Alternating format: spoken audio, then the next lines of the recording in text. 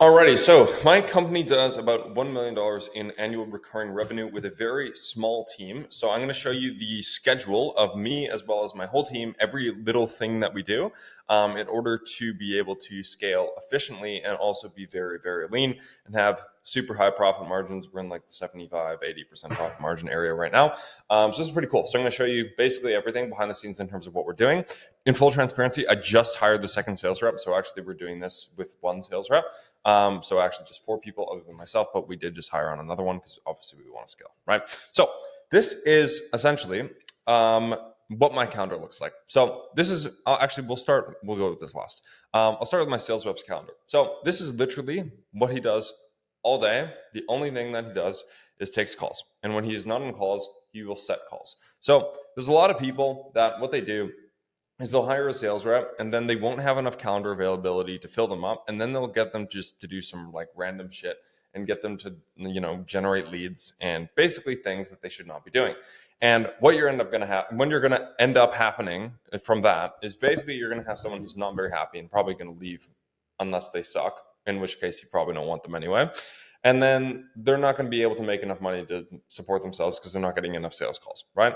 And then kind of the third downstream effect of that is they're not able to get enough reps to actually improve faster. So I basically took sales calls up until we were at about, I want to say 60, 70K a month. And then I got off calls partially, and then I got my sales rep to take on partial calls. And then once he was good enough to, make us profitable, then I went off calls and now he's doing this full time, right? So this is literally like the whole day is just sales calls. And then we have our team meeting at 10 a.m. This is my appointment setter. He's actually working at Apple right now. I think he's going to be quitting soon. But essentially, again, same thing.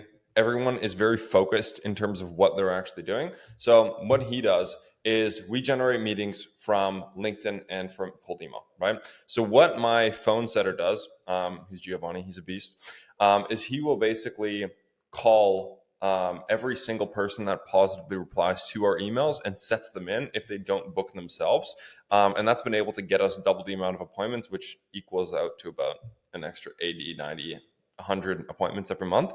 So he's been very helpful and instrumental in that. And he just basically calls people outside of the team meetings. So you're going to notice it's very structured. I also have a DM setter whose calendar is actually, I don't have access to, but it's kind of the same thing. It's just literally they're in the inbox of my LinkedIn outreach and just manages replies. And then when someone replies, she sends them off to Geo, who will then call them and then book them in, right?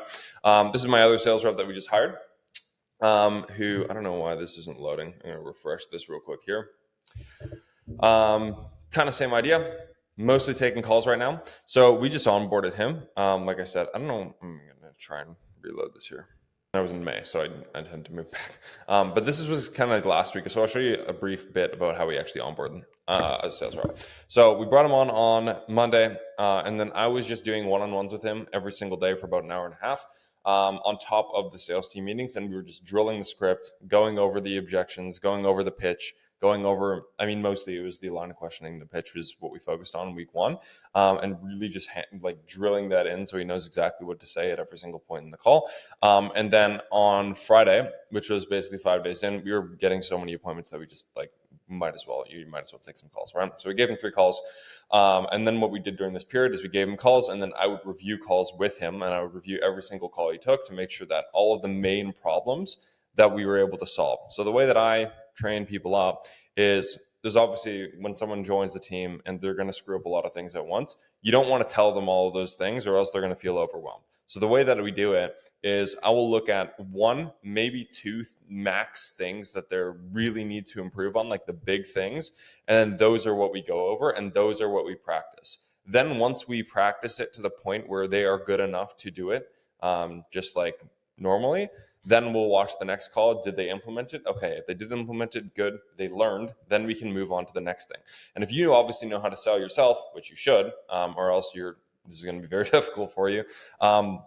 Then as if they continue to learn from you, they will get to the point where they're as good as you and they can actually close deals consistently. So this is what his week looks like this week. I blocked off some times here because I didn't want him to have more than like 4 or 5 appointments a day, just so that we can have the rest of the time to review the calls. And obviously I pay for the calls, right? So I don't want them to be used up.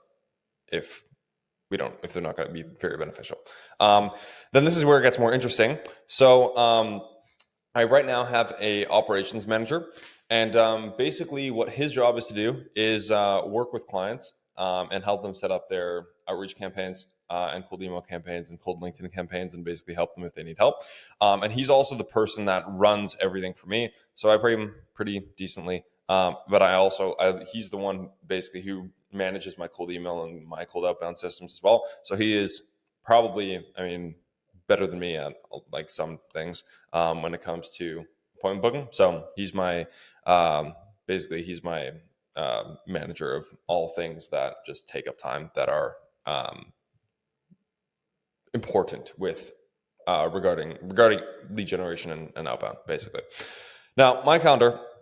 So the way that I structure this is I look at, okay, what are the most important things in the day in terms of revenue per hour activities? Those are the things that I do. Everything else I want to delegate. So everything under a certain threshold of like makes me less money per hour, I'm just going to pay someone less than that, right? So for example, a sales call, if I were to take a sales call, right? Ballpark numbers, right? It's like $1,000 an hour activity. So if you can pay someone, right, 10% of the sales, right, that you're paying them $100 to make $1,000 an hour, and then I can focus on like a higher leverage task, like for example, content. Like long term, this is, right now it's not doing much right now, but long term, this is going to be important. So I'm starting to do content every day. Sales team reviews. So this is like a multiplier. So this is me increasing the close rate. Like this is directly proportional to me increasing the close rate of my closers. So this is probably a $2,000 an activity. Me training my second sales rep, right? If I can spend 30 hours to get him to the point where he's a killer and he's going to stay on the team for a year or two and make me a couple $1 million, that's like a $30,000 an hour activity. So that's like my thing, really big thing that I'm trying to focus on right now. And then I also have client calls, which obviously I need to do for my clients. And then sales team meetings, same kind of thing. This is just making sure everything is actually working, making sure all of the other activities are getting done efficiently. And this is all also important. In the morning, I wake up at 6 normally, and then I will run for 45 minutes. Then I'll make the content. So I just got back from my run outside. We're in Canada, so it's finally not freezing cold because it's June finally, which is nice. And then I'll have some calls. So I am currently hiring another setter right now. So I'm taking some interviews with setters, and that's what I'm doing there. And then I have just random meetings that come up that I need to take. I'll put in kind of this 12 p.m. spot, and then I'll go have lunch. Then I'll go work out until 2, and then from 2 to 6:30 I will work on the product and developing it. Right now we're building out some really advanced Clay AI automation strategies for our clients. So yeah, that's what I'm working on right now, and that's taking up a lot of time. And this is really high leverage because when you have a good product, people share it, and people stay, and all the good stuff. And then at 6:30 I basically eat again. And then after that, I check in with the team, make sure that everything went well. I review what happened during the day, making sure that the things that they said at the first team meeting that were going to be done are done. And if they are not, I need to figure out why so that we can fix that moving forward. Then I just wrap up some admin at around 7:30, which is different things. And then at 8, I tend to wind down, and then 9:30 I go to sleep and do a whole thing again. And that's kind of how I optimize my time. So that's the whole structure. Hopefully that's useful. And I'll see you guys again tomorrow and give you guys some more value, hopefully. So I'll see you then.